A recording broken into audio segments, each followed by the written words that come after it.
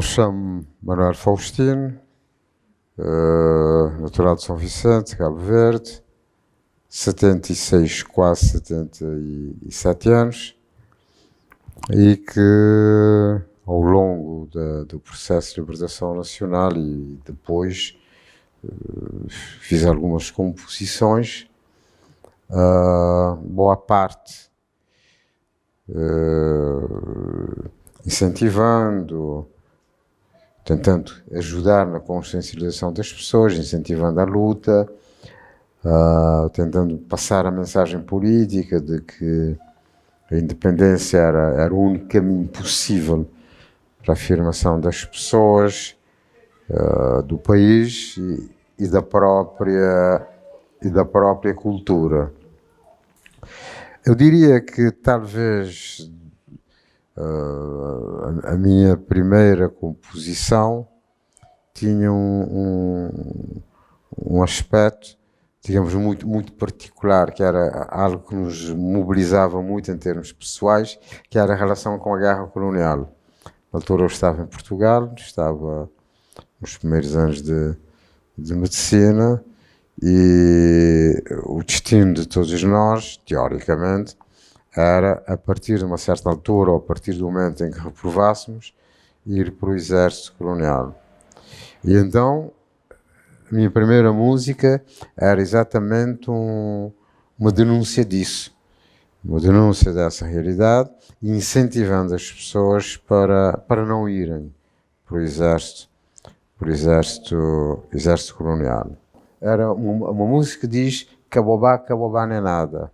É na linha de troca um catabai, mas não é na troca um catabai. Cabobá, Cabobá não é nada. Juntar quem vou poder, correr para riba, correr para baixo, juntar quem vou poder. Quem quiser trabalhar sem parar, Cabobá para a guerra. Então, era mais ou menos essa linha. Essa foi a primeira composição que eu fiz. Depois vieram outras. Posso referir, por exemplo, uma música que eu fiz quando do assassinato de Amílcar Cabral, Esmatar. Fiz outras, mesmo até certo ponto, criticando às vezes um certo facilitismo que às vezes o nosso pessoal tinha. Até uma música que teve alguma piada que dizia que vou-te falar teu, vou-te pensar pouco, vou-te viver bem, vou-te querer chatice. Isso era tipo uma sátira para um pessoal próximo e menos próximo. Vou-te falar teu, vou-te pensar pouco, vou-te viver bem, vou-te querer chatice. Tomar cuidado na vossa sabideza, que um dia o povo te pegou na goela. Então, tinha esse tipo de coisa. E havia outras, digamos, mais elaboradas, mais profundas. Me lembro de uma que era a África, que era a denúncia da situação africana no seu todo, e incentivando também a luta contra o colonialismo, o neocolonialismo e por aí fora. E então, quer dizer, mas simultaneamente nós tínhamos, digo nós porque as músicas eram cantadas em pequenos circos, porque era no tempo da clandestinidade, mas eram discutidas, eram criticadas, faziam parte, digamos, da intervenção política que fazíamos na altura. Então, havia uma certa preocupação, uma grande preocupação com a independência, com a luta pela independência, mas também tentava-se perspectivar para o futuro, quer dizer, tentar desenhar um pouco o que é que deveria ser essa independência, até porque nessa época, estou falando dos anos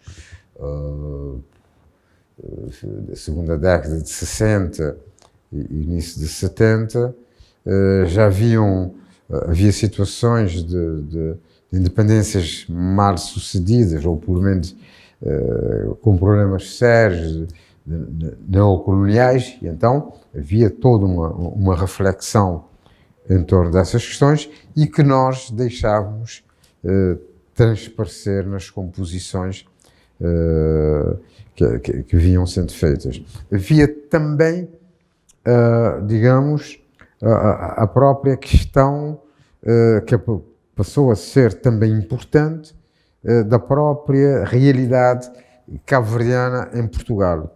Por exemplo, músicas do Renato, em que fala da imigração cabo-verdiana em Portugal, das condições terríveis em que as pessoas viviam, que era uma situação muito complicada, e nós fazíamos trabalho político tentando mobilizar esse pessoal, particularmente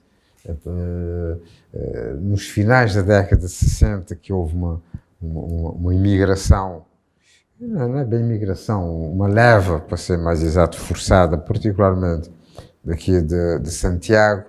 Tinha havido uma seca terrível e muitos camponeses foram levados. E então as intervenções musicais, nomeadamente do Renato, também repercutiam nessa realidade. E eu me lembro, quer dizer, que ao mesmo tempo que se fazia essa denúncia, também havia uma preocupação com a solidariedade, porque havia muita solidariedade portuguesa, particularmente nos meios estudantis, nos meios de esquerda, não é? Com a luta de libertação, nacional. E então havia toda essa questão digamos, de enfrentar a exploração de uma forma solidária. O Alto Coutelo mostra isso claramente. E eu me lembro de uma composição que eu tinha feito também nessa época, e que eu dizia mais ou menos isso, que miséria que tem fronteira, exploração que tem bandeira, camarada português, te dá sangue também pingorda burguês. Quer dizer, era a perspectiva que nós tínhamos naquela época. Quer dizer, é preciso lutar, é preciso afirmar, é preciso a independência, mas essa solidariedade, essa preocupação com outras questões que já ultrapassavam a independência era fundamental. Sim, quer dizer, Nhô Caetano era uma denúncia global, quer dizer, ultrapassava, quer dizer, não ficava só na questão da fome, era a denúncia global da situação, em que Marcelo Caetano, na altura, pretendia ser, digamos, uma modernização do salazarismo, quer dizer, veio com um discurso tentando ser aparentemente menos violento. Me lembro, na época, tinha a famosa PIDE, mudou de nome, começou a ser diferente, era PIDE, passou a ser DGS, Direção-Geral de Segurança, tentou amenizar as coisas. E então essa música é mais ou menos nessa linha, de denunciar, de chamar a atenção, que dizia que o Caetano se mata bem dentro de cascode de sana gente. Quer dizer, que querendo enganar as pessoas, e o Caetano se bate ali, o Caetano se mata bem dentro de cascode de sana gente. Ele quer bem enganar a gente, que fome das vezes já vem acabar. É melhor se base arrancar a cebada ali e levar tudo gente, porque aqueles que ficam ali, nós mandamos para 18-18. 18-18 é o cemitério lá em São Vicente. Então era uma denúncia dessa propaganda colonial fascista da época, e que aproveitava também para fazer uma denúncia. Então dizia que mandam a Junga falar, pulmão de mês tem 5 pirou, quer dizer, as migalhas que mandavam, mas eles mesmos vinham cá buscar. Então, com a independência, pronto, as músicas foram, aliás, mesmo antes da independência, com o 25 de Abril, as músicas tiveram um papel extremamente importante na mobilização das pessoas. Era uma forma interessante de levar as pessoas a refletir e aderir, sem ser apenas através do do discurso, não é? E nessa altura, os comícios, os saraus, como dizíamos na altura, tornaram-se muito frequentes, muito interessantes, as pessoas diriam, através da música. Começaram a surgir, porque as músicas que eu estou referindo são anterior ao 25 de Abril. Naturalmente tinham uma circulação limitada, uma circulação restrita por razões óbvias. Então, com o 25 de Abril, tornaram-se mais conhecidas e, digamos, ajudaram outras pessoas a compor, a entrar nessa linha. E igualmente, digamos, uma preocupação que já se tinha anteriormente, também continuou, quer dizer, porque eram músicas de intervenção, eram músicas pré-independência, mas eram músicas também propondo, digamos, uma determinada estruturação social, propondo que determinados problemas fossem encaradas. Eu me lembro, essa música até deu alguma controvérsia. A música que eu fiz, porque havia uma palavra de ordem que foi muito forte, muito importante na época, nos terra para nosso povo. Então eu fiz uma música que dizia que nos terra para nosso povo é que jogo de lotaria. Cavalo branco, quer dizer, para o povo inteiro, no interesse da minoria. Quer dizer, a maior parte das pessoas, quando jogam na loteria, a maior parte perde. Quem ganha, uma ou duas pessoas. Exatamente alertando para essa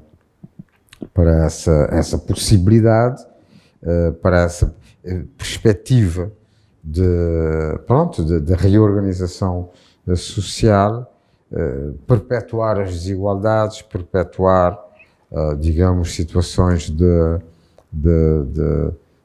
injustiça. Me lembro de uma outra música mais ou menos nessa linha, em que dizia que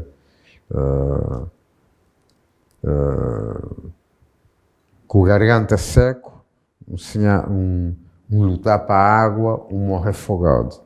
Quem nunca teve sede, plantar-se regadio. Quer dizer, é uma forma, digamos, uma crítica de desigualdades que começaram a surgir. Então, eu diria que, bom, e o Renato foi também nessa linha, provavelmente de uma forma menos direta, diria talvez até de uma forma mais, diria menos panfletária, de uma forma mais poética, mas a linha era essa. Eu morei, aliás, o Renato, ou melhor, o Renato morou 2 vezes comigo, uma vez em Lisboa, morámos na mesma casa, e depois aqui na praia, quando ele veio, foi morar comigo durante um tempo. Então nós falávamos, discutíamos muito, trocávamos opiniões sobre músicas. Ele dava palpites sobre algumas músicas minhas e vice-versa, e então tinha sempre essa preocupação, quer dizer, a preocupação de denunciar, mas também de tentar propor alguma coisa, ou de tentar, pelo menos, digamos, promover determinadas ideias, particularmente a questão da liberdade, mas fundamentalmente a questão da igualdade, a problemática da solidariedade. Eu diria que nesse quadro há um trabalho interessante, que é um trabalho muito interessante, que seria até interessante, passa a redundância, se pudéssemos recuperar, que é do GIA, que é o Grupo de Intervenção Artística, que tinha nomes como o Will do Lobo, aliás, que canta, o Luís Moraes, o Bertona, o Renato, que tocava, o Dick, o Shannon, o Luís Tolentino, o Éric Veríssimo, inclusive, que canta no Gia e tem uma música dele, que é uma relíquia, Shannon, que gravamos praticamente, quer dizer, grande parte, a quase totalidade das músicas que eu tinha feito nessa altura, as do Renato, uma ou duas do Renato, que ele tinha feito, depois ele continuou a produzir. Há uma música do Érico Veríssimo, e de facto aquilo foi muito interessante. E nessa altura houve uma outra, canções de luta, poemas de combate, era esse. E a ilustração que nós tínhamos na cassete era um desenho do Tolentino, do Luís Tolentino, que eram trabalhadores com os seus instrumentos de trabalho, com enxadas, com martelos, e então foi interessante essa gravação, foi gravada no antigo Rádio Clube, e pronto, sem grandes condições, mas foi extremamente interessante. E de facto seria interessante se conseguires recuperar, porque de facto foi, eu diria, a grande gravação houve outras gravações interessantes, mas jamais, já com pendor, com uma ou outra música de intervenção, mas com pendor já muito mais cultural e divulgação, que era do grupo Nova Aurora, que divulgou algumas composições, tem algumas, digamos, de caráter de intervenção, mas o Gia, esse trabalho do Gia, provavelmente é o único nesses anos produzido naquela época. E aí seria interessante se a gente conseguisse, digamos, recuperar esse trabalho, quando mais não seja, até pelos nomes que estiveram lá, o Luís, o Mertona, o Renato, o Dick, o Érico, quer dizer, que são pessoas muito importantes em termos culturais, em termos artísticos, não é? Eu acho que seria interessante. Então eu diria que procurou-se nessa trajetória refletir os diferentes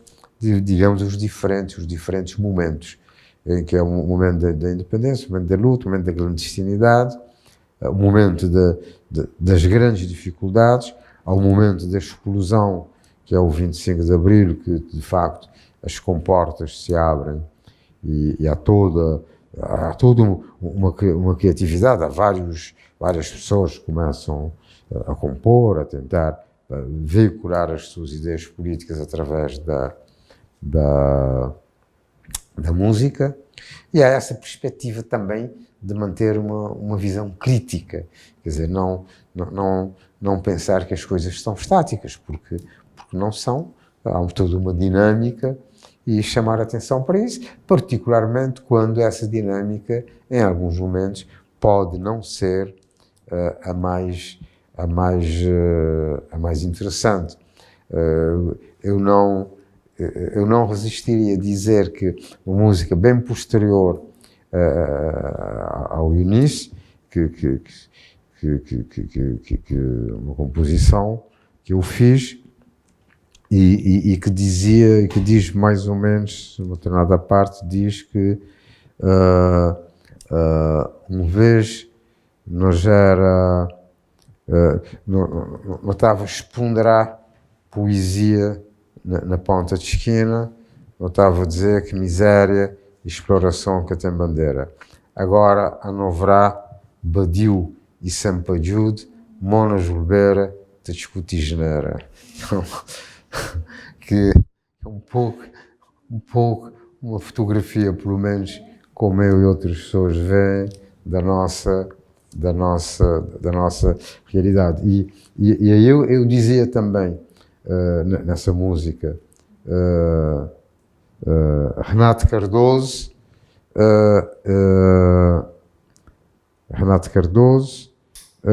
Esquecebe, não, Manel Monteiro, que é uma figura muito interessante, mas que foi esquecida, que era Lela, de Santa Cruz, que foi o primeiro delegado do governo de Santa Cruz. Manel Monteiro, ou Lela, Esquecebe. Zé Muniz, Polampa, Socorre a Nós. Renato Cardoso, que boa inteligências dá a nós. Então, a música, quando eu pegar nas três figuras que já, passei para crioulo, três figuras já falecidas, o Zé Muniz, Zé Polampa, o Lela, Manuel Monteiro, que foi uma pessoa extraordinária, mas infelizmente pouco falada, e o Renato.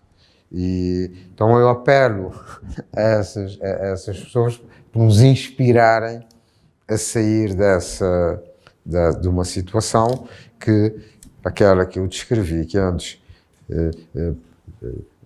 não está a espongar a poesia na ponta de esquina, pois agora não haverá Badiu e Sampa Ajude, Mona Julgueira, te discutir janeiro.